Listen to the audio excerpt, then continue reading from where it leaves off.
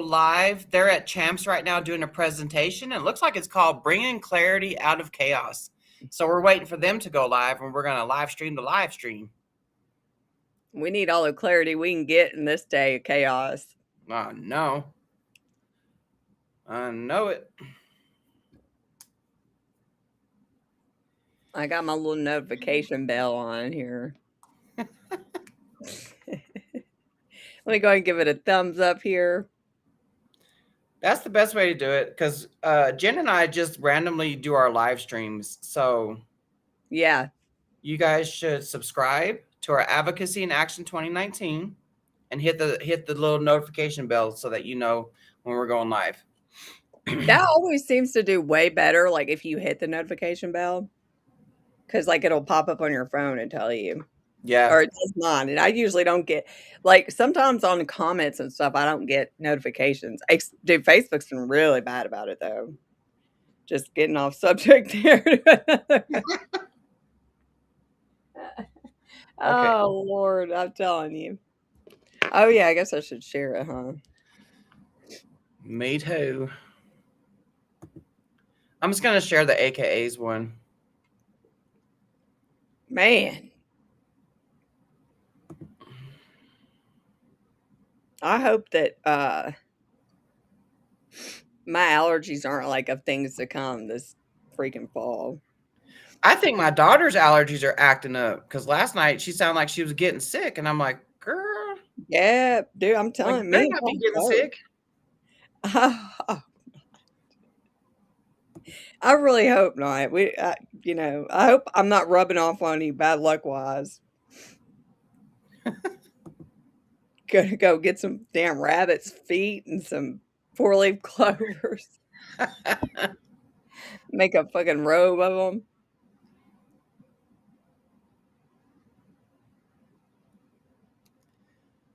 Presentation.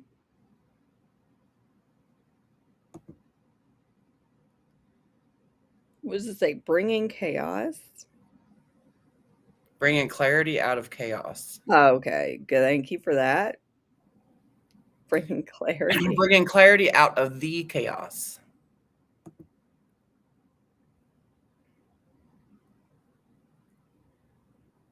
God, tell that to some of these mother effers that be commenting on their stuff all the time. God bless man. America. Like, the comments are even worse on Max X account. Like, good. Yeah. And YouTube. It's like, dude, really? Like, do that y'all refresh. Oh. Good call.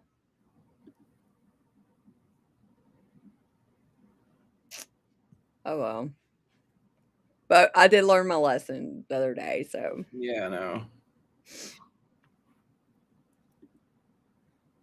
Let's go, team. Let's go. Wait, hold on. Let's go. Team AKA all the way. I would advocacy in action. Give them some love because they deserve it. Yeah, they do.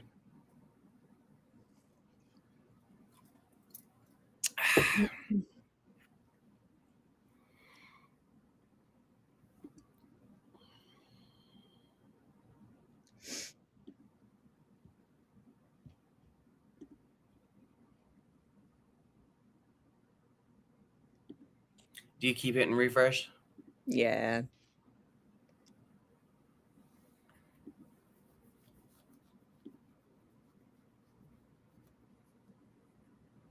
Man, I hope. Hold on.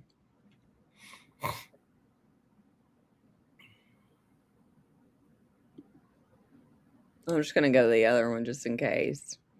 Nope, that one hasn't started yet either.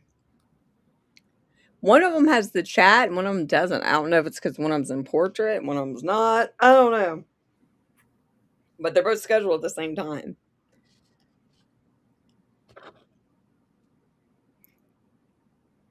Yeah, that FOMO, somebody said that. And I was like, I just learned what that was the other day or something like that. And I was like, it sounds like it's a dirty thing.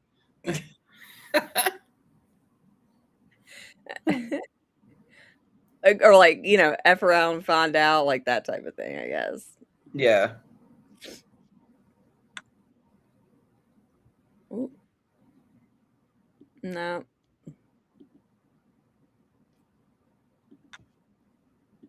Come on, AKA. I don't blame them. They're probably trying to get ready. I know. It's so chaotic when you're there at the Champs. Like, Oh, I even when can't imagine. you're in those big rooms, oh my God. It's so chaotic.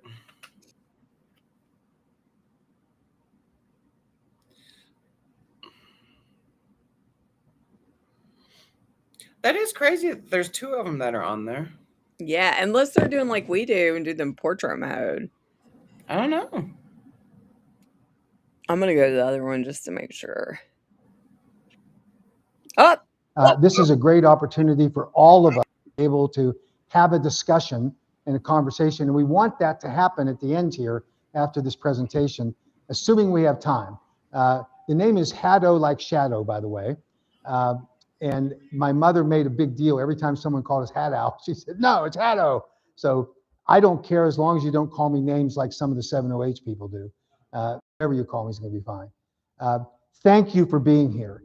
We're obviously in a very, very tumultuous time in regulatory things that are happening both at the federal, state, and even at the local levels. And these are challenges that we want to find a way to effectively address as we go forward. And I want to discuss some of the things that are happening purely for the purpose for you to understand some of the challenges and what some of the things that need to be done, that should be done, that you can help us do in order to effectively communicate the message. But we obviously want to bring clarity out of the public, out of this chaos that's immersing us. So the things I want to cover today are the federal scheduling issues, state bans versus regulation, which obviously we're going to be immersed in with the upcoming legislative sessions that traditionally start in January. I want to talk about the charlatans that exist in the Kratom debate. I don't see any of them here, so I can be really tough on them. But I can tell you that there are people out there that are not interested in allowing you as the retailers or distributors or manufacturers of natural leaf kratom products to continue on the marketplace.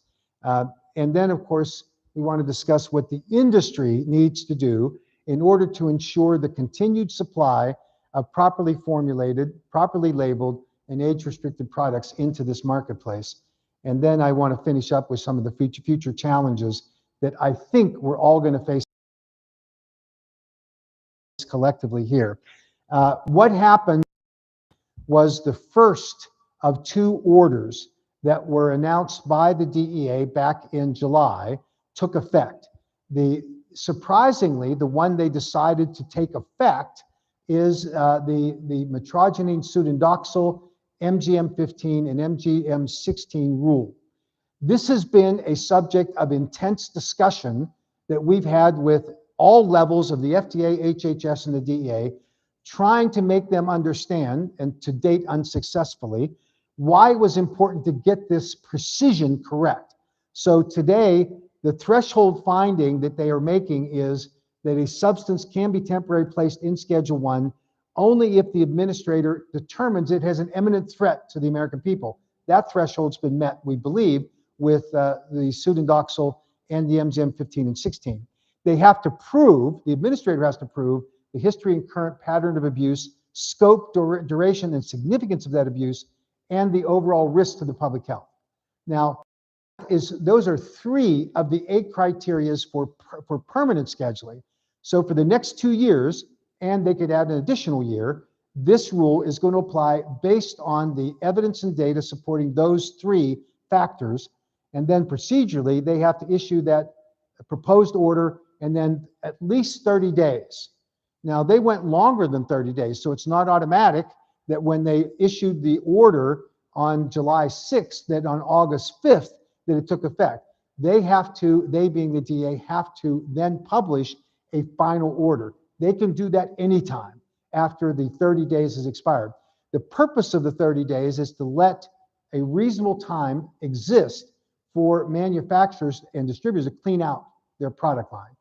And that's why they do it, but they can give you more time than that. So in this particular rule, this temporary rule will last for the 2 years, maybe a third year, and then we'll go to permanent scheduling. And that has to be proven with 8 factors. The 70H rule was not published, the final order. In fact, the Department of Health and Human Services, in an unusual move, added another 15 days to their comment period that they had opened up in early July to determine whether there was evidence and data to see whether the 70H levels were appropriate that had been proposed in the order, which is the 0.05 by dry weight, all that. They're going to seek additional information.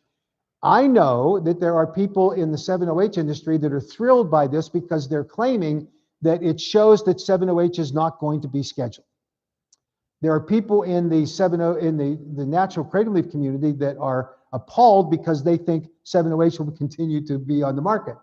The truth is, no one knows what the ultimate decision is going to be, and anyone tells you that they do know doesn't know what they're talking about, because appropriately, all of these decisions are made in a black box, the final decisions.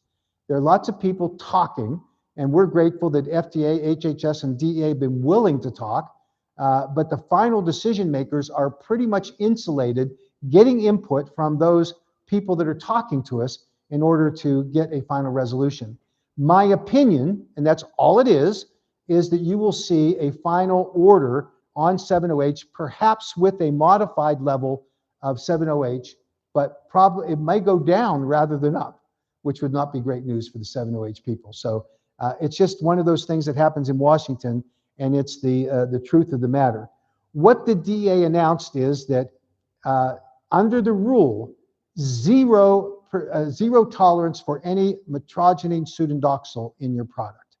Okay, that's a big problem for us, because we know that much like 70H can appear and be present in natural metrogene products, you can have a naturally occurring level like 70H.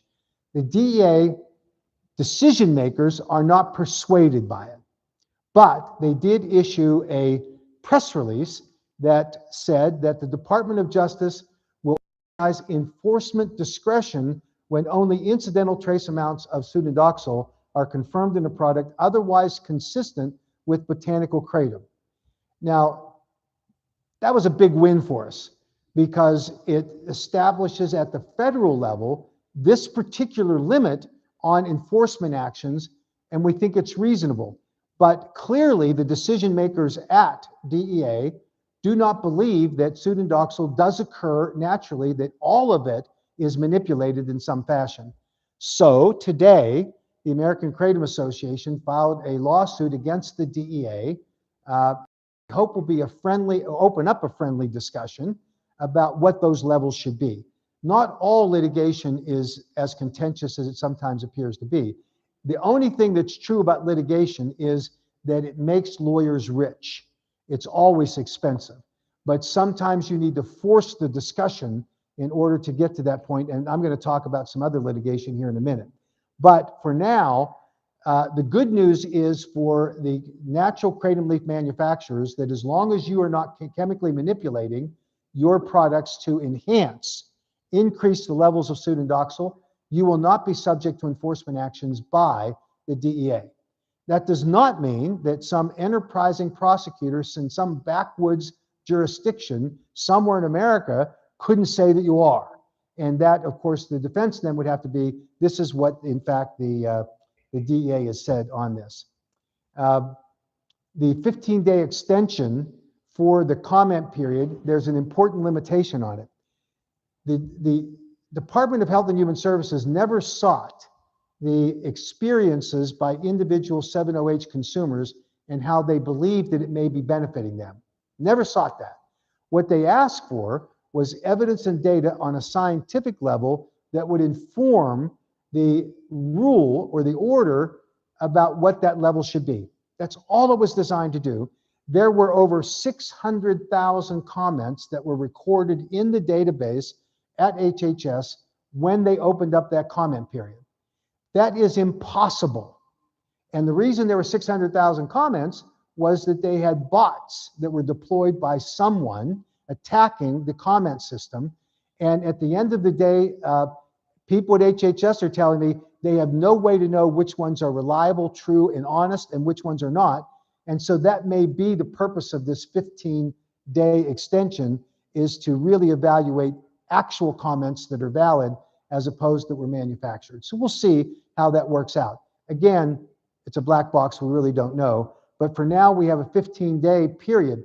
Let us assume for the moment that comments are received by the Assistant Secretary for Health, and they would make recommendations to the Attorney General, who's the designated official for scheduling, who would then get DEA involved, and they might have a discussion with evidence and data that shows that there might be a modification necessary for the 7OH levels.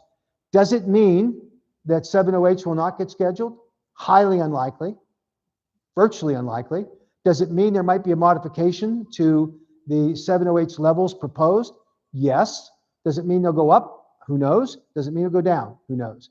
So we'll wait and see on that. But I think for now, an important point to be made here is that 71%, this is DEA evidence and data, 71% of the products that were 7OH products were tested contained pseudodoxil and MGM 15 and 16. So under the rule that currently went into place yesterday, those 71% of those products are illegal. And if you are a retailer selling one of those 71% of the products that were tested by the DEA, 7OH products, and they contain a level of enhanced pseudodoxil or MGM 15 and 16, you're cooked, because you will be subject to the enforcement of the DEA at that point. So let the customer beware. And if you're a retailer out there, a distributor, I would be very careful if you're involved in any way with these products, because ultimately you're going to see that there will be tough enforcement. Typically, after a scheduling order, there are enforcement actions taken so that the Department of Justice can signal strongly their commitment to the enforcement of these products. So I think that once the 7OH issue is resolved, then you'll see those enforcement actions follow. Remember that the whole point, that whether you agree with them or not, and I know that some of my friends in the 7OH industry don't agree with it at all, but whether you agree with it or not, it was the express purpose of the FDA, as expressed by then Commissioner McCary in 2025, when he said the focus was on 7OH.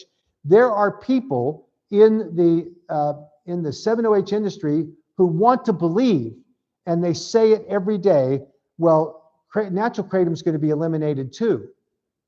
That's what they say. You hear it all the time. There's a drum beat that gets louder and louder and louder, but that voice doesn't mean anything if it's not accurate, not true.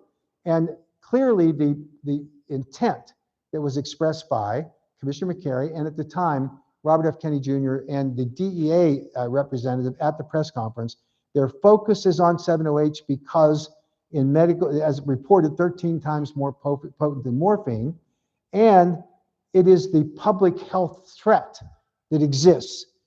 They've learned at the FDA that they lost ground on some of these, in the opioid crisis, some of these products that were illegal, not prescription opioids, but obviously illicit ones, that got ahead of them, and that they are targeting, in this instance, the synthetic byproduct that they've determined is an opioid. And we're going to talk about what that definition is, at least from our perspective, what an opioid is, in just a minute. So now, with the federal issue, and I'll add one other thing, we are going to aggressively work on a federal Kratom Consumer Protection Act, which will make modifications to the scheduling criteria and take care of the problem with a conviction for possession, simple possession of a 7OH product. We're going to address that because we think that that's fundamentally unfair. Kratom bans are popping up. In the state of Massachusetts, the governor of Massachusetts, at the recommendation of the Department of Health, determined that she was going to ban all kratom products.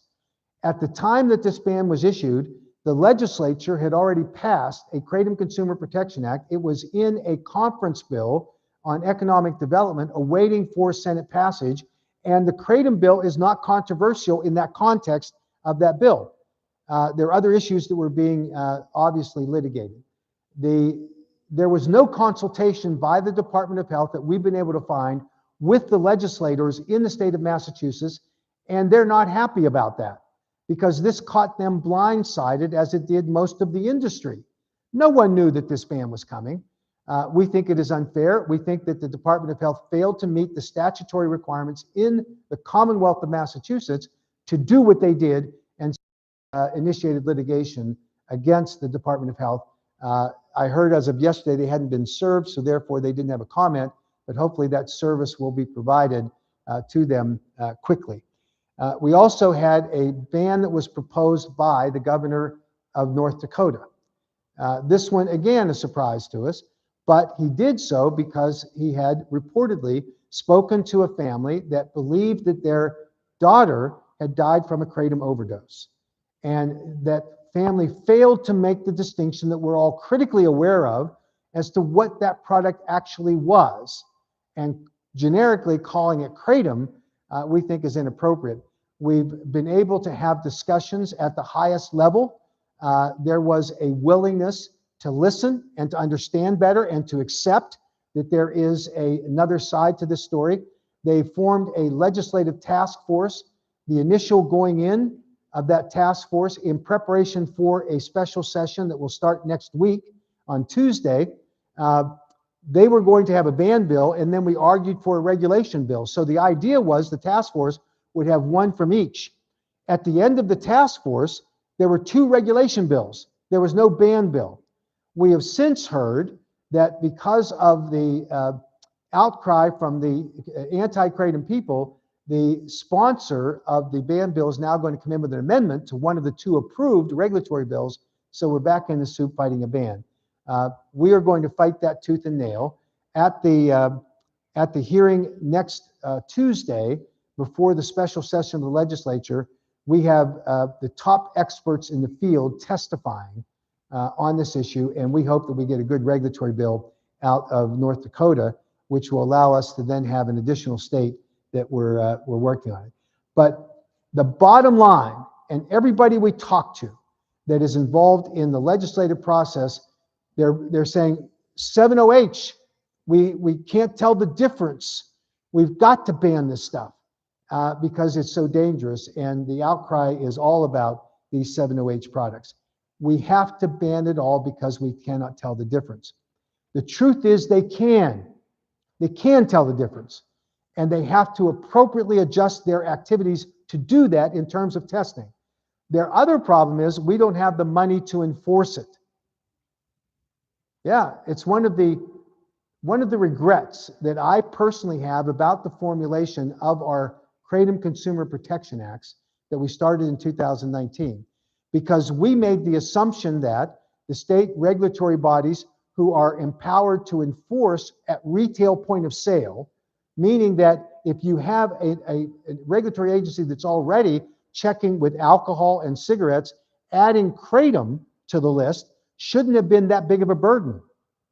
But what we found is that these regulatory agencies, in some cases, acted like spoiled children because they didn't get more money.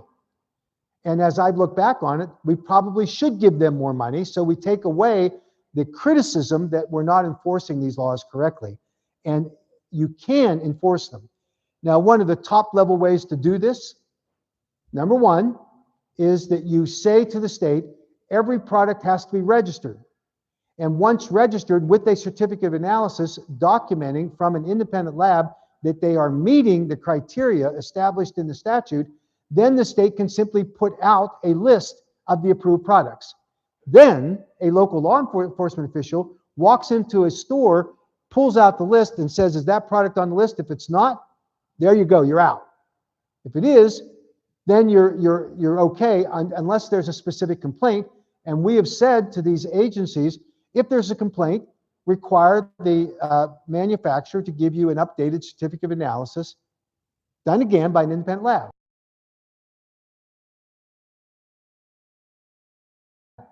And if you still think it's a problem, do it at the cost of the test. Don't burden the taxpayers with it. We've had few states take us up on it, but clearly we need to give them more tools on enforcement. And the bottom line is you can test for it, you can tell the difference, you just have to give the tools to these officers.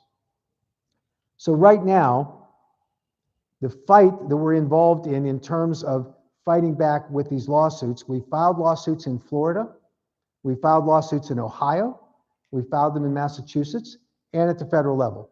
More may come. This is essential sure that the regulators understand that we're willing to be partners, but we're not going to be just blown over. We're going to fight back when we need to, and these lawsuits are needed at every level to the extent that we have a credible basis to do so. In the state of Florida, as soon as we sued the Department of Agriculture, they came and had a discussion with us and we settled. Now we have a new rule that just got published and we may have to go through that same process, unfortunately. So part of the litigation that happens does then engage in discussions. The same thing happened in Ohio. With the Board of Pharmacy, they came and settled with us. But there's another issue with the Department of Agriculture that we are now going to file a lawsuit against them. And there's another issue with the Department of Health. You have 3 agencies in state government that have the most convoluted, distorted, and conflicting views about what the rules should be for kratom, that it's astounding that that could happen. And yet it does. And that, I think, is laid at the feet of the governor, who hasn't been willing to really work on this. So that regulatory scheme at the federal, state, and local level, we're going to have to pay attention to it. We will pay attention to it, and we're fighting for you every day to have access so the consumers have a set of products that are safe, properly labeled, and age restricted. So who are the charlatans in this industry? First guy here, told me I had a thing here. This guy is Representative Rick Townsend. For the last 3 years in the state of Georgia, he has shown up with a ban bill, and he's fought for it. In the last legislative session, he had a ban bill. When it was made clear to him that he would not be allowed to pursue a ban bill, he came in at the last minute with a committee substitute. I'm sitting in the committee room, as are all the lobbyists, all of the kratom advocates, and the committee members. And what happens in the state of Georgia when a substitute bill is submitted, it pops up on their web system, so I can look at it on my computer, my phone. The committee members can do the same thing. And for whatever reason, they couldn't do it. There was a glitch in their system.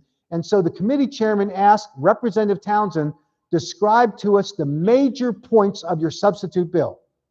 And he proceeded to say it. He didn't like it because he wants to ban it. What he did not tell them, the committee chairman asked for the major parts of the bill. He didn't tell them that his bill had a restriction on the kratom products sold that had to be derived from kratom raw materials grown in the United States. He didn't share that little tidbit with them. That's a ban. He knew it. He didn't care. Now, Representative Townsend says, oh, I didn't do that. It's on the record. It shows. He didn't get his ban bill passed. The Speaker of the House, thinking, because he's got to manage legislators, this is a little bit like my house. I have to manage my kids, and now I have to manage my grandkids. And so if I got one that's a problem, I try to give them a reward so that they'll behave better. And so the Speaker gave Representative Townsend a little bit of reward, hoping he would behave better. He made him the chair of the Blue Ribbon Committee on Kratom Exposure for Youth and Other Retail Substances. And I got to tell you, this is a kid that just found the present under the Christmas tree. And so he's held 2 hearings. Those 2 hearings were so biased, they were unbelievable. He got to select who got to testify. In the first hearing, there were, I think, 12 witnesses, of which 9 were anti-kratom. In the second hearing, I got invited to speak. There were 2 dozen kratom advocates who signed up to speak for the first hearing that did not get to speak because they ran out of time. He invited 3 anti-kratom advocates, and ignored the pro-kratom advocates and left them only for the end of the meeting during public comment time. And I went after him. I went after him hard. And I told him it was biased, it was unfair. He said, oh, no, it wasn't, no, it wasn't. And out in the hallway, he was asked, he said, well, tell us, Rick, why did you not invite some other people to balance it out? And he said, I've done every person you've asked for me to be on it. Well, you're not supposed to have to ask. If a person shows up, signs the register, it's on the record. And his excuses are lame, they're ridiculous, but that's Rick Townsend. So I'm going to talk a little bit more about him. Senator Mike McKell from the state of Utah wants to ban kratom. This is a guy who stood before the interim committee testifying about his kratom ban bill, and he said when asked by one of the committee members, what about this FDA dose finding study? And Senator McKell said, that was paid for by industry. He said, they'll try to tell you something else that was paid by industry. I'm sorry, it was called the FDA dose finding study. And there was some skepticism that was in the voice and the nonverbal gestures by the committee person asking. He saw it. He's not dumb. He's just nuts. And so at the end of the hearing, he holds up his phone dramatically, and he said, I phoned a friend, and I have confirmed the FDA dose finding study was paid for by industry. That's a lie. Now, did he ever go back to the committee and say, you know what, I made a mistake? It wasn't paid for by industry. It was paid for by the FDA. He's never done that. He sat on a radio interview where he complimented the Mayo Clinic for all of their great work and research on kratom. The Mayo Clinic has not spent one dime on kratom research. They have received many dimes from the FDA for information sharing, and unfortunately in this case, outdated information sharing about the safety profile of kratom. But this guy, Senator McKell, got up and said, I got to compliment the Mayo Clinic for all their great research on kratom. Dean Francis. Now, I don't know much about Dean Francis anymore because he blocked me on LinkedIn and his other X account. So I don't know, but we're going to talk about him in a minute. And then you have Andrew Kolodny. How many people in this room know who Andrew Kolodny is? Come on, raise your hand high. You better get to know him because he's going to be your worst enemy in the next couple of years in the kratom space. I'm going to talk about him a little more. And then there's Michelle Ross. I want everyone to know that I spelled her name correctly. She has a big thing about that. I did not include the title that she prefers that I include, which is doctor, because she holds a PhD in neuroscience. Now, I've explained to her that the reason I do not call her Dr. Ross and that I call her Miss Ross is because in order to get that title, you would think that it has something to do with the expertise and training that you have that would allow you to articulate something informative about the subject you're discussing, in this case, kratom. She doesn't know what she's talking about, so I call her Miss Ross. I will not call her Dr. Ross. Some people think I should. So, that's Rick Townsend. He says repeatedly, we have to ban all kratom because enforcement doesn't work. He rejected our offer to include in the Georgia bills, number one, that you have, I'm sorry, I'm supposed to what? I've lost the mic. Did I drop it? Sorry. Okay. So, is this better? I'll yell louder. So Representative Townsend says that there's no enforcement. We propose to him that we give him enforcement tools, including a excise tax to fund it, including the registration with a web page so that it's easy for a local law enforcement or anyone to go out there from an agency and tell what's approved and what isn't. We offered it to him. He rejected it. And then he has the guts to stand up and say, well, we can't enforce this. He criticizes the enforcement in the state of Georgia, despite the fact he had offers to do all of that. When he was asked about his bill that include very little law enforcement, by the committee member, Senator Glass, in the Senate Health Committee in Georgia, directly asked, how are you going to enforce this? He didn't know. And this individual that's whispering to him, we actually have the picture. Anybody know who that is? His name is Matt Wetherington. Matt Wetherington is the leading trial attorney filing cases against kratom manufacturers for wrongful death cases. He is a big contributor to Rick Townsend. He's the one that Rick Townsend relies upon for all things about kratom. He goes up and whispers to him, tell them it's local law enforcement. Townsend didn't even know. This is crazy, but it's what they do, right? And Rick Townsend is obviously an embarrassment in that sense. What Rick Townsend did not do in his blue ribbon committee to examine youth exposures to kratom is to have an examination of what happened in Walker County, Georgia, where there were 5 children taken to the emergency room, where the emergency room doctors unanimously concluded that they had experienced a kratom overdose.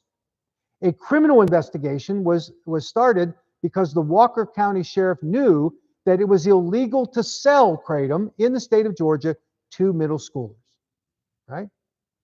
So when that happened, I called the sheriff and I said, what if you sent the material that was recovered at the scene where these kids got sick and send it to the University of Florida for testing? I said, we would be glad to reimburse you for doing that. And the sheriff said, great, I'll do it. He sent it to the lab. They tested it for 140 drugs, I think. All came up negative. Tested it for kratom. Came up negative. They were candy dots, consumed by these kids rapidly in a very short period of time. And it produced what the Mayo Clinic calls dumping syndrome. You get sick.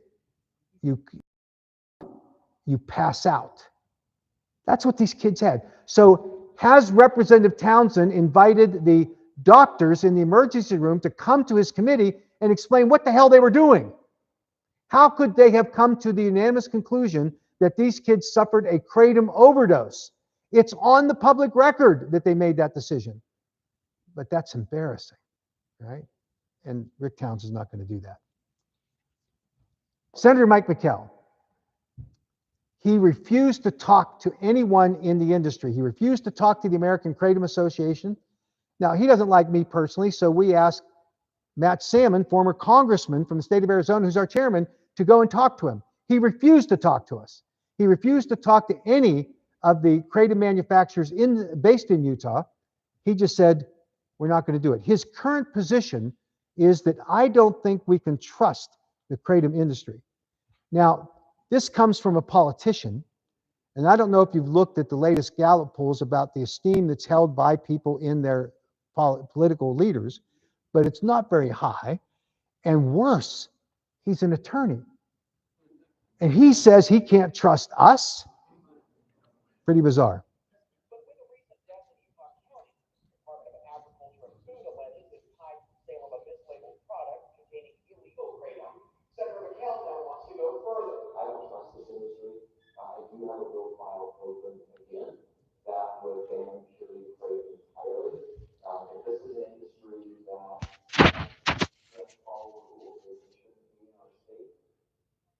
Okay, did you hear him? Can't trust this industry because they won't follow the rules, right? That's what happened.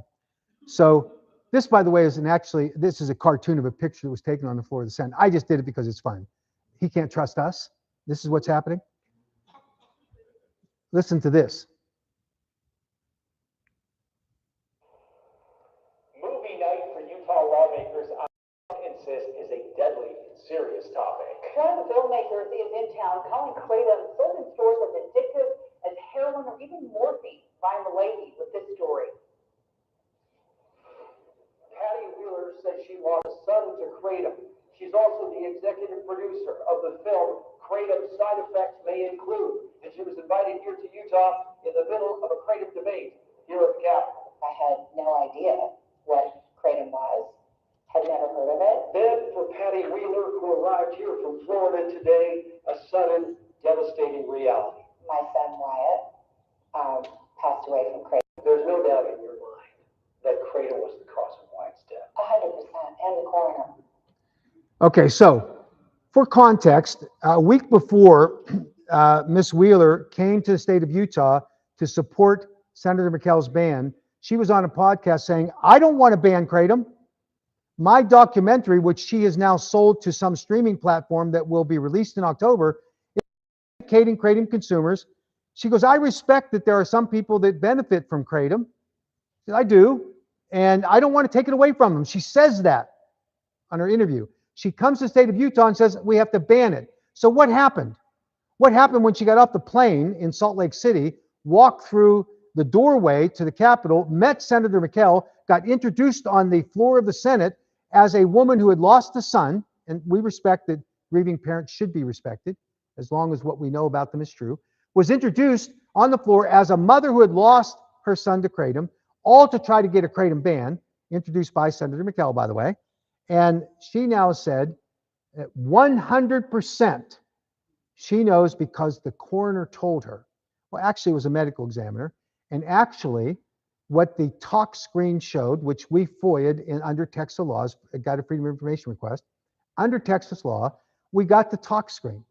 And the talk screen shows that this massive amount of metrogene, which Patty Wheeler says her son ingested immediately prior to his death, which led to a seizure, the talk screen says that there was metrogene present, but not no detectable level of metrogene, just present.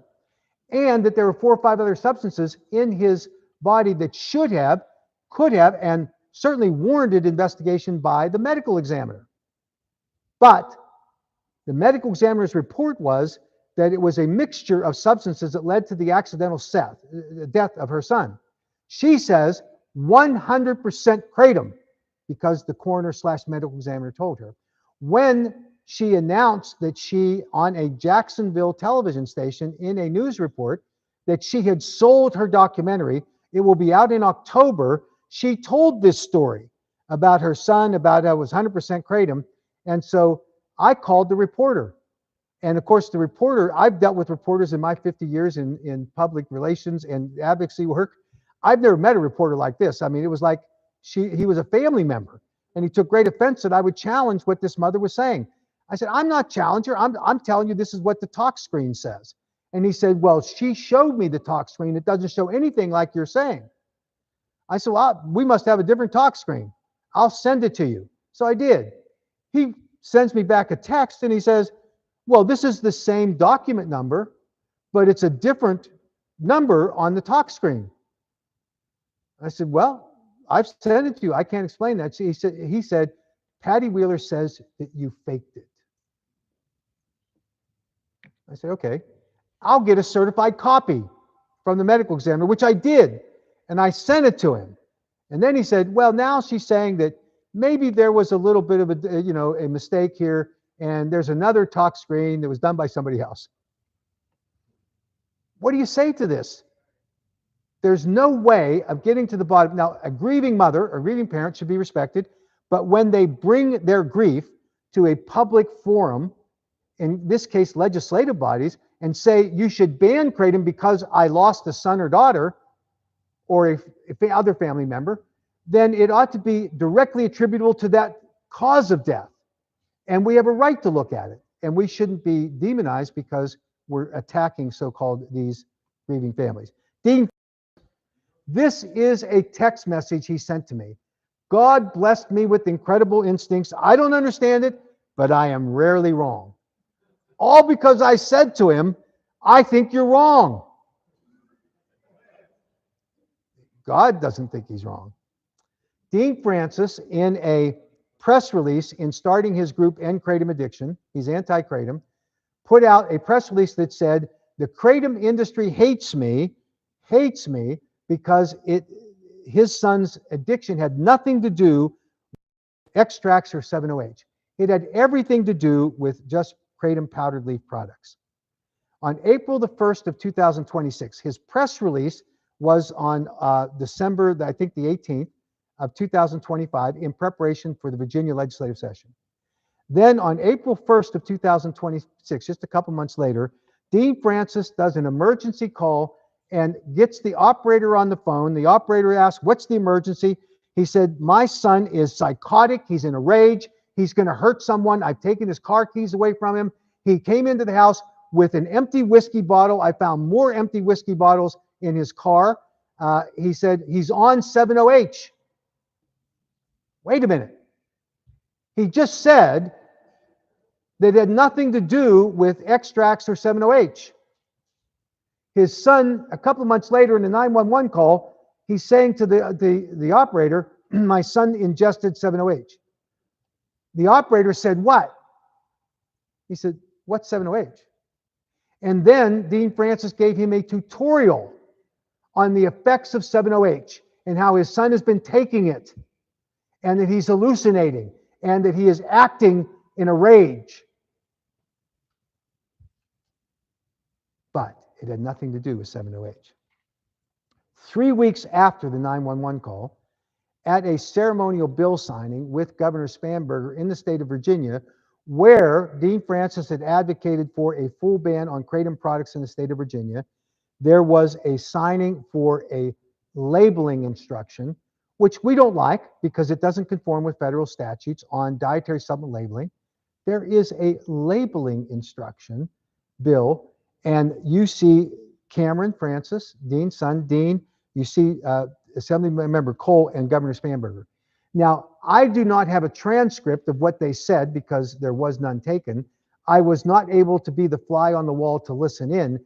But does anyone think that Cameron said, "Oh, by the way, 3 weeks ago, my dad had to call the 911 because I was hallucinating on 7-OH"?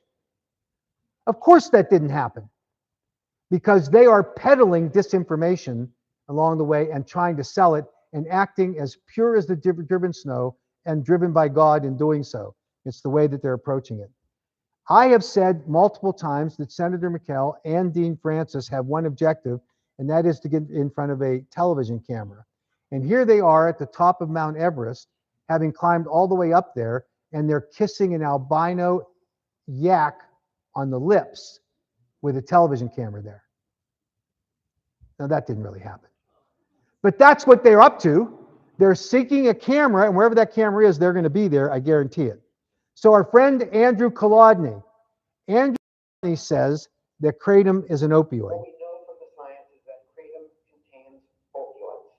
This was determined by FDA in 2018 after a study, and they issued a public statement, quote, "Kratom isn't just a plant, it's an opioid."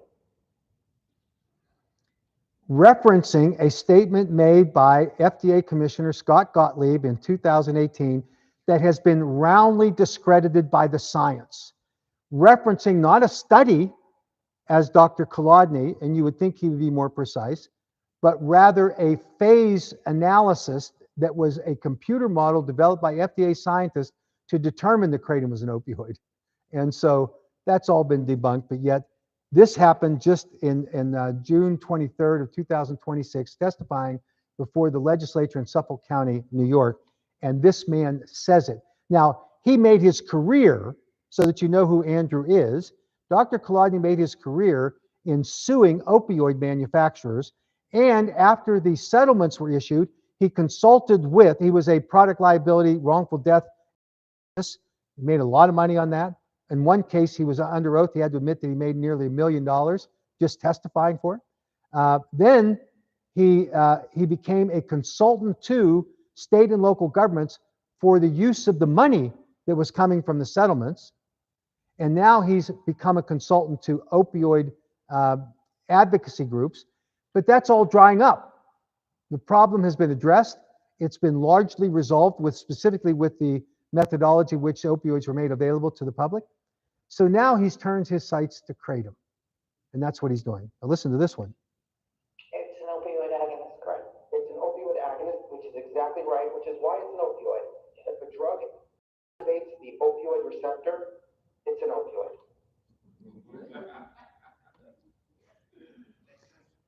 It makes a lot of sense. If it activates, in fact, I believe him. I, for the sake of argument, believe that Andrew Kolodny is right. Cheese activates the mu opioid receptors. Cheese is an opioid by his definition. because remember, it just has to activate them. And there are compounds in cheese. And by the way, this is backed up by a peer-reviewed published article saying that those compounds in cheese activate the mu-opioid receptors. He calls it, Dr. Kolodny, an opioid. Soybeans are an opioid because they activate through these soy morphines the peripheral mu-opioid receptors in the gut. You have your mu-opioid receptors all through your body, by the way. It's not just in your brain. So soybeans are an opioid. And I am glad for this one because I hate spinach. But spinach is also an opioid because it causes these riboscacolin peptides derived from spinach, which activate the mu-opioid receptors. This is the way that these spinners of disinformation create a narrative that's false. And when I confronted Dr. Kolodny directly, he sat there with a straight face and said, Mac, it is an opioid, I promise. Okay. Yep, listen to this. So I work in I'd rather not say which specific hospital here in Suffolk County. And my work in the hospital is to see patients at the bedside when there's an addiction problem or a psychiatric problem. And I've been called to cases of patients admitted to the hospital for a medical problem or a surgical problem or a psychiatric problem. And during the admission, the patient went into full-blown opioid withdrawal. And it was baffling to the providers because when the patients came into the hospital on urine tox, they were negative for opioids, yet they're going through opioid withdrawal. No different from what a heroin user would experience. The patients were telling their providers they think it had something to do with the fact that they had stopped taking their kratom. These were the cases that I've been called to evaluate. And in some of these cases, the patients were currently taking kratom leaf products or the kratom extracts. In other cases, the patients were taking 7-hydroxy products. But in all of the cases, they had started with the powdered products and then ultimately moved to more potent or more concentrated forms, which is what you see with opioid addiction. Okay, so my opinion, this is his confession. It could have been done in the confessional at church because he had testified in Georgia that every single patient that he has treated since returning to treating patients came across the threshold. Every single one was addicted to kratom. That's what he said. Under oath, well, they didn't swear him to under oath, but you would think he would know that he should tell the truth in front of a committee. That's what he said. And now he comes up to New York and he said, well, understand what my return to treating patients means. I am called in to consult with doctors who have identified patients that are struggling with kratom, maybe 7-OH, likely 7-OH, but that's what I'm called to. So 100% of his patients have already been screened by another doctor. So is it any surprise that he would say and mislead the Georgia Legislative Committee to say, how dramatic this problem is? 100% of my patients now are coming in are kratom addicted. And then he confesses, well, it's because I'm called in to consult with those cases after they've been pre-screened. This is who we're dealing with. And in my opinion, this is not the kind of expert that anyone's going to rely upon. This individual, by the way, during his experience in testifying in product liability and wrongful death cases on opioids, was on a couple of occasions, and we suspect many, many more, started talking outside of his expertise, and he was formally sanctioned on a Daubert motion saying that his expert testimony had gone beyond the scope of what his authority was. This is what he does. He did it in front of the Georgia legislature, and he's doing it around the country. Now, Ms. Ross. Ms. Ross has stated that she is the most qualified researcher on kratom and 7-OH in the world. I think she really meant the universe. She believes this. She expresses it. She told a legislative committee she is the most experienced kratom researcher that they could rely upon for all of their evidence. She says all natural kratom leaf will be banned because 7-OH is produced in the liver. She said that. The most experienced, trusted kratom researcher in the universe said that, repeated it over and over to try to incite natural kratom leaf consumers to join the crusade to try to derail the effort that was going on to schedule 7-OH. Her belief was that you will trigger a scheduling of natural kratom leaf because 7-OH is produced in the liver. Now, the statement is technically true. 7-OH is produced in the liver from the ingestion of metrogenine.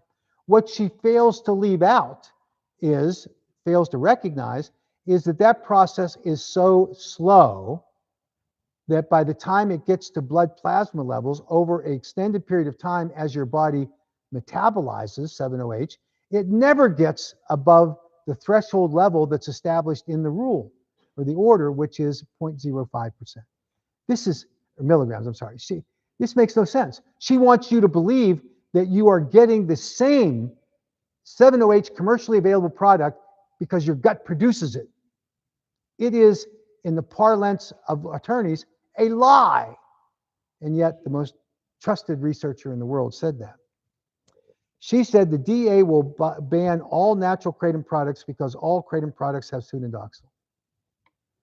Well, the Department of Justice contradicted her by saying, we're not going after those trace levels. But again, she was trying to incite people in order to join this parade. She actually, through the Seven Hope Alliance that she represents, started working hard to try to get people to make comments on the HHS Assistant Secretary for Health by telling them that this was true. And so you had hundreds, if not thousands, of people that were misled. There was, in the Seven Hope Alliance group, so that everyone knows, an effort to use a witchcraft spell, lighting candles and saying seances of some sort, to turn the regulators in Washington to their side. I've seen a lot of things work in Washington, but witchcraft ain't one of them. And I'm going to talk about one that does work here in just a second. So the question is, what does the industry need to do now? Clip. How ubiquitous these products are. They really haven't been tested properly for safety. And the former #1 Acura salesman in the country readily admits. So 7-OH hasn't had any human trials for regulations or anything like that? That is correct. Yeah, I mean the human trials have been people choosing to use it. So what do you think John Oliver in this pose said next? You cannot use consumers as guinea pigs for your testing of products. And yet that's what Vince Sanders, the person there, who is one of the premier, largest 7-OH manufacturers in the country, actually said. So our future challenges. After a Clogate team died from a widely available drug that faces few regulations, loved ones and medical experts are pushing for change tonight. The drug is called kratom, and it's often sold as drinks, shots, powders, tablets, capsules, and gummies. In small amounts, kratom is a stimulant and is often marketed as an energy booster or a tool for managing anxiety. But in higher doses, it can have severe effects or even be deadly. Kratom is not federally regulated, and while it's not fully regulated on the state level either, in Minnesota, a new law did go into effect in August, raising the legal age to buy kratom from 18 to 21. At Northern News Now's Kyrie Johnson spoke with locals who want more action on this crisis and medical professionals who say they see this ruining people's lives every single day. People on the Iron Range are feeling the impact of okay. In memory of 15-year-old Parker Martindale, communities are coming together while local advocates launch a campaign to warn about the dangers of kratom, an unregulated substance that's widely available across Minnesota. Kratom is sold in smoke shops, gas stations, and even some food stores. Same class of medications that like fentanyl, oxycodone, hydrocodone, methadone. It's a fight against a quiet crisis fueled by a plant that many assume is safe just because it's legal. They've taken that and then they've concentrated and sold it and packaged it into pills, which has a much higher risk of leading to addiction, has a much higher risk of leading to a nasty withdrawal syndrome. Without FDA regulation, there's no oversight to stop other harmful substances from being mixed in. Doctors say that lack of control has led to a 5-fold increase in local kratom overdoses, including for 15-year-old Parker Martindale, who family says died from a lethal amount of synthetic kratom, thinking it was an energy supplement. But what really happens after a 21-year-old purchases it and brings it home, especially when it's marketed like a 5-hour energy drink? Now, his family and local business owners are turning their pain into a mission to save others. Not having accessible places where you can go get help, find resources, go to meetings, that adds to that number. In the meantime, Parker's family has started a petition to ban kratom sales locally, but doctors warn of a double-edged sword. The concern is that as regulation increases, that these things go away. And where do they turn? You get something off the street, it will be fentanyl. Organizers are still looking for volunteers to help with Parker's memorial events on September 12th. We'll have more details on our website. In Chisholm, Carrie Johnson, Northern News Now.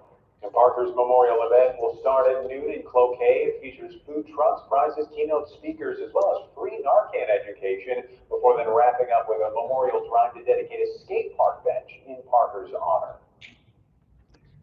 2 nights ago, that story aired. 98% of that story was claiming that kratom was the problem. The truth was this kid took 7, right? So how do we contain this? This is the problem that we are facing as an industry. Excuse me. Corn is not moonshine, but that's what they're making kratom, right? They're saying that it's 7-OH. Anti-kratom lawmakers, excuse me, point to selling kratom at gas stations. They demonize the point of sale. This is where the director of the National Institute on Drug Abuse says that we need to have it accessible because of the stigma associated with addictions. At the point of sale, it ought to be easy for people to get something that's safer, that helps them get off of opioids. But yet you hear this constantly, the demonization of the retail sales outlet for kratom. Anti-kratom people point to kratom manufacturers for their advertising appealing to children. We have to do better as an industry in order to protect consumers. And so we implore you to look at this, evaluate it, and we're going to be discussing it at the next Leadership Summit in Washington, D.C. in October. Anti-kratom lawmakers claim kratom products are too strong. And of course, we know that most of those are 7-OH and the derivatives from it. Some of them are kratom products, too high a serving size concentration, and we're going to have to get our arms around this in order to make sure that we address what the anti-kratom people and lawmakers are saying. We will continue to see the addiction recovery directors, center directors, plead with their local legislators to ban kratom because of the increase in the number of addicts in their clinics. But of course, we know that they're talking about 7-OH. They just don't draw the distinction. They blur the lines. We will continue to see medical examiners who will expand their claims, claiming kratom is the cause of death. And this is hand-to-hand combat. We've got to be fighting with them, with experts, showing how their evaluations of these deaths are incorrect, and we need to fight back as hard as we can. Kratom critics say there isn't enough science on kratom. We need more research. I recommend that everyone go to Kratom Index and see the most comprehensive kratom research resource that's freely and readily available to everyone. There are over 1,600 articles. These naysayers who get in their white lab coats and say we don't have enough kratom research, they don't know what they're talking about, because there's plenty of research out there. It doesn't support what they say, perhaps, but we need to obviously be prepared and fight back on this. And I want to talk just a minute about this. All of you have probably seen the New York Times hit piece where they said that the kratom industry people have attempted to improperly influence the decisions that are made in Washington, D.C. about kratom.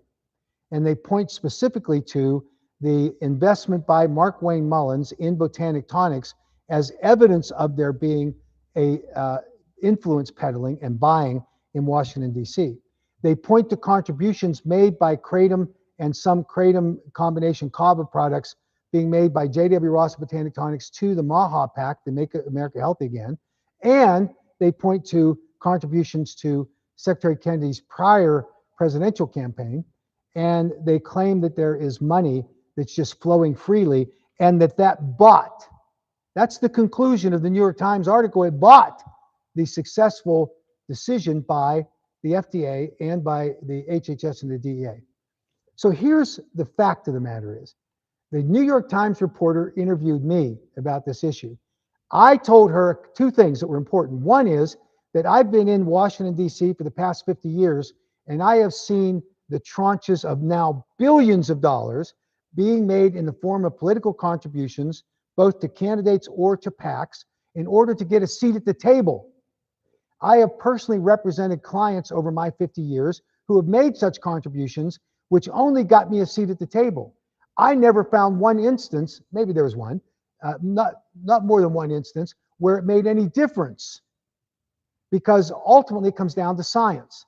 And the idea that that's what is corrupting politics, when that's what has been a part of politics since we started this grand experiment in democracy, was a little silly. Second thing I told her was that the 7-OH manufacturers gave more in total to try to influence that decision.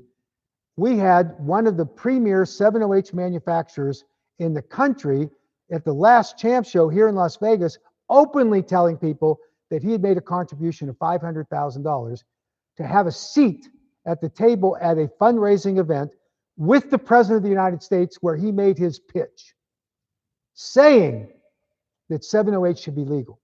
The 7-OH community has spent more than $2 million on a targeted media campaign in Washington, D.C. that barrages the airways every day promoting 7-OH. They have spent more than the kratom industry has in total in trying to influence the political decisions surrounding kratom, when all they got was a seat at the table, as did the cheapskates, the kratom people, paying far less, got a seat at the same table. And then what prevailed? Science. That's what the difference was. So why didn't the New York Times report that fairly? They weren't interested in hearing what the 7-OH people did, because the 7-OH people got screwed in the decision that was made by the regulators, by the science. They didn't get what they wanted. But what the New York Times reporter wanted to do was to do a hit job on the Trump administration, because I hate the Trump administration. And they may have good cause to hate the Trump administration, I don't know. But I can tell you that wherever you fall on that political spectrum, this was a hit piece. And what they were criticizing is common in Washington, D.C. And the fundamental premise that they made was a decision was purchased is wrong. Because if that were the case, then we would have a far different discussion today. We fight and confront the influencers of the anti-kratom push, the media. We have attention seekers, Senator McKell, Dean Francis, will do anything to get in front of a camera to amplify their narrative. Freedom seekers who say we want to have the freedom to use any product that we choose to manage our health and well-being. I'm sympathetic with them, but there are limits to that freedom, and that comes with the laws that are currently in place. We're going to have anti-kratom lawmakers that we have to be in front of them. We have to challenge them when they spit their narratives like Representative Townsend does. We have to be prepared to fight, and we have to do it as much as we can. Trial attorneys who are profiting from fear, not facts. They're suing companies regularly. They're suing the AKA, dragging us into court, expensive depositions, defenses are expensive. And then you have End Kratom Addiction and similar groups that say, oh, all kratom is going to kill you. That's our challenge. That's the fight that we have, and we simply got to be prepared for it. Admiral McRaven famously said, we've met the enemy, and it's us. What we do not want to be is the enemy within our own camp, and that's critically important. This is something, a characterization of a email that I got a week and a half ago. It is from a vendor in Southern California, and he said, I just had an inspector show up from the California Department of Health ordering me to stop selling kratom products and to quarantine them until I can provide a destruction plan. Why haven't you stopped the department from doing this? Yeah, fair question. So I tried to look him up, because we have a database of people that supported the American Kratom Association with their contributions, which empowers us to go and try to interdict the Department of Health in California. I couldn't find his name. I knew that had to have been a mistake. There had to have been an oversight. And so I emailed him, and it precipitated a conversation. He said, well, I've never given to you guys. I never felt like I needed to.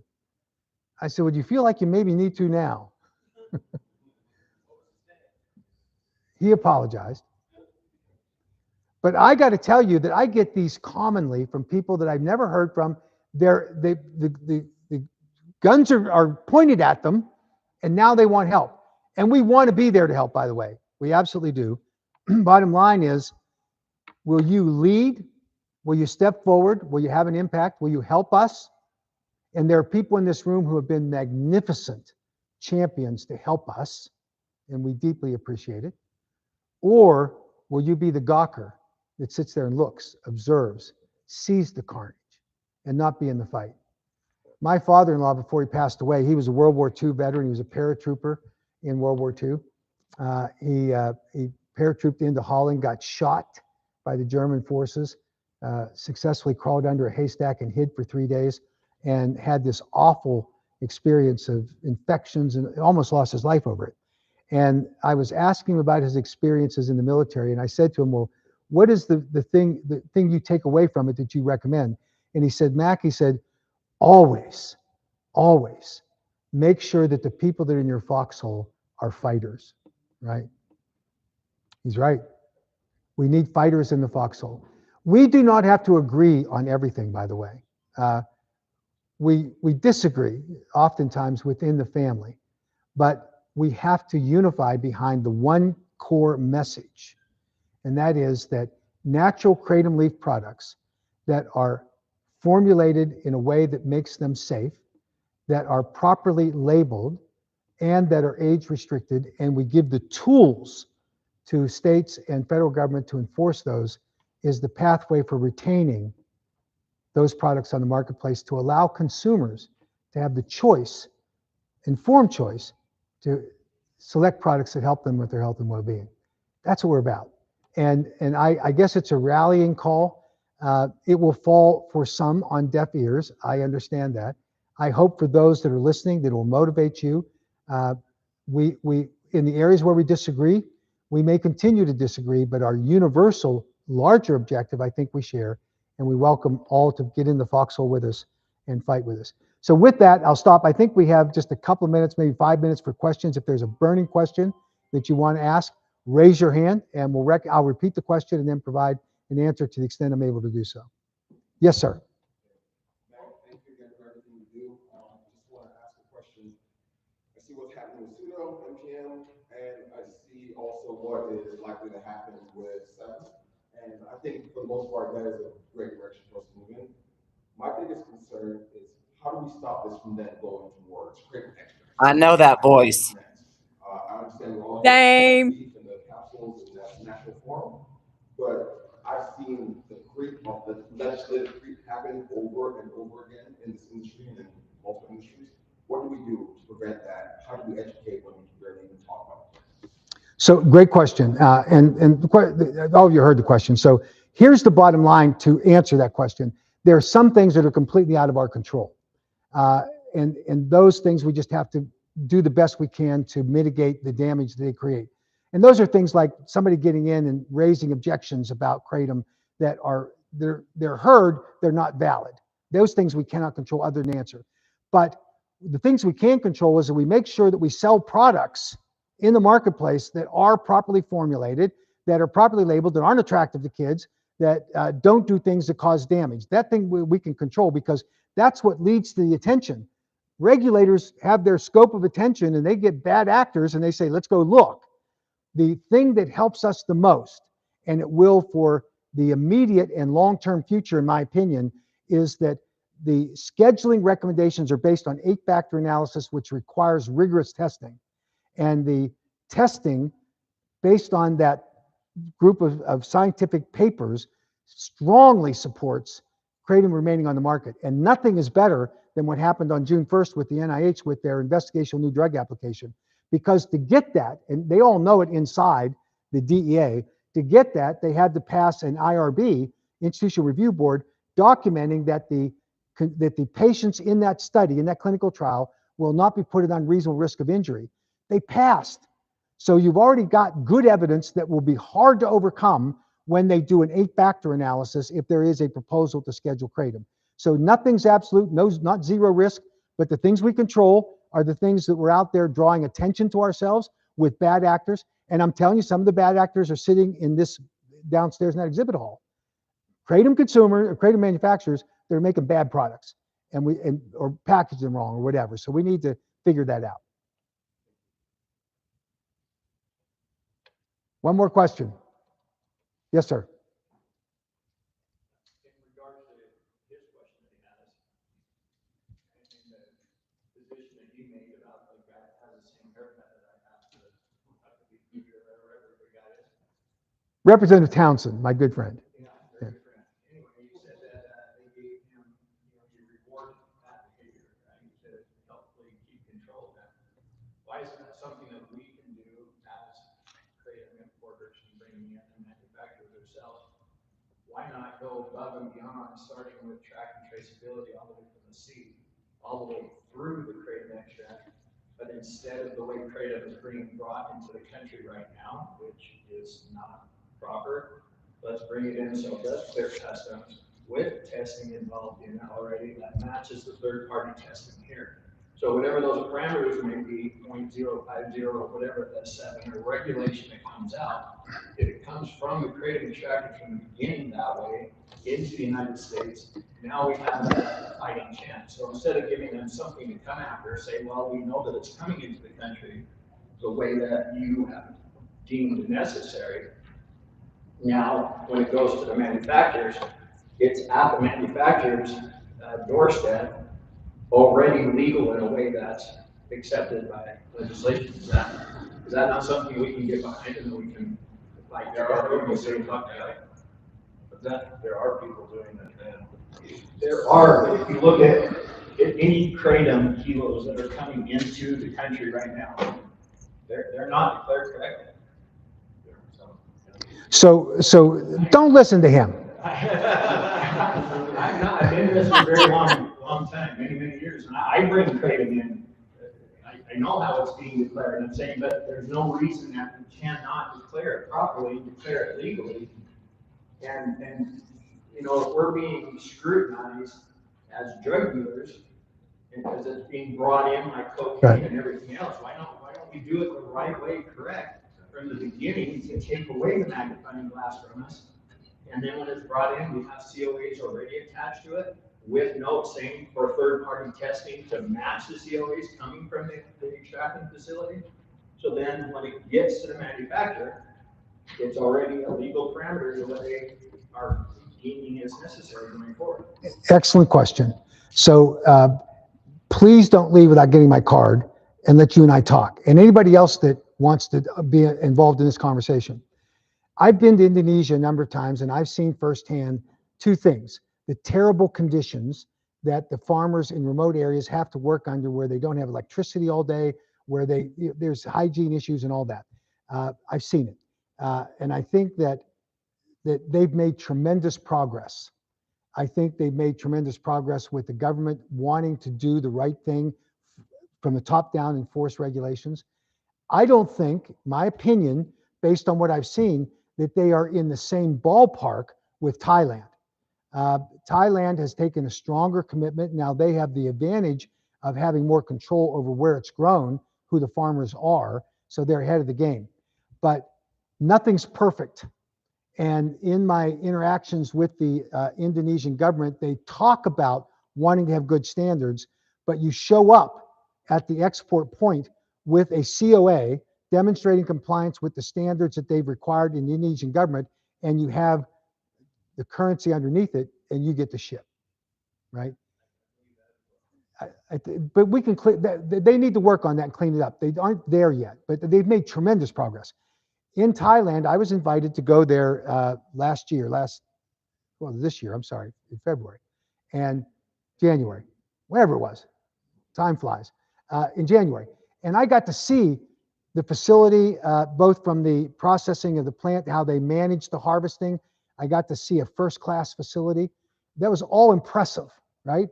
The Prime Minister of Thailand wants to make kratom a major commodity they ship. So there's a pathway to do this.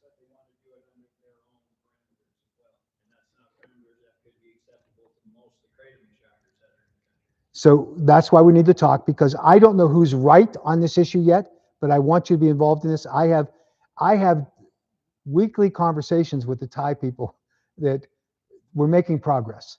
And so let's talk. We need to do this. We need to ensure and be able to demonstrate to the FDA that they can make a carve out for material that is shipped under these conditions that meets these standards. Water extraction is not the answer. There can be other ways that, I mean, solvents are used even in water extraction. We may agree. I don't know enough yet on your position to agree or disagree on it, but we'll see. But right now, we have to do this. It's a critical priority. So thank you. And I'm not kidding you. The Thai government, the Indonesian government are actively involved in this. I wish they weren't 12 hours different, which creates all kinds of problems in my life. But we're going to fight through this. And there is a conference in Thailand organized by the University of Malaysia and the Thai universities, who I can't remember now, but that's in October. And I'll be going to that. And Dr. McCurdy and I are keynote speakers there. So we're going to be able to move the needle, I think, in making these discussions.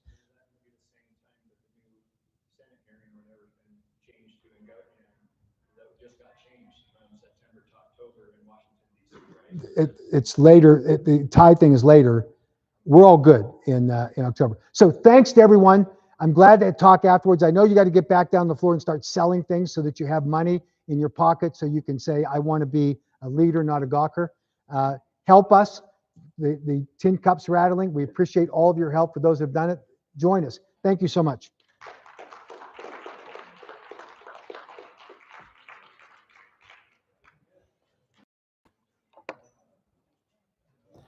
Well, that was go, cool.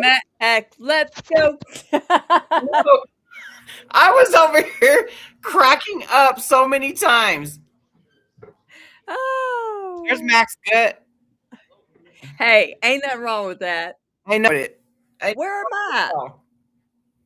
Why am I so small? Oh, here I am. Dude, these comments over here, dude. Oh, I know. I was reading the comments on the on the AKA's live stream. I'm like, man, that some dude just kept just saying the same dumb shit. I'm like, dude, go over to HHS and comment while y'all got 14 days. Like, you're in the wrong place, buddy. Yeah, I don't. You know what? I don't get it. Like, we don't go and watch and or comment on their Seven Hopes stuff. Yeah, like we're over there watching. It's like they hate Max so much, but yet they come watch his videos and then comment, and to where they're the #1 fucking commenter or whatever. Yeah, I know. It's like, and then they always repeat the same shit. Yeah, we already know about. I was like, dude, beep bop boop. We're tired of the bot. Like, dude, you sound like a freaking just a broken record. We already know about Mac's history. Like, have you went and looked at Jeff Smith's history? Go look at his history. Michelle Ross. Ed Sanders. Yeah. Michelle Ross's history. We found out some stuff earlier this week. Like, I wish I didn't even know that. Yeah, true that. Anyway. Ain't no Anyway. way I was going to go look for that video, though. Yeah, that's some stuff you can't unsee for the rest of your life.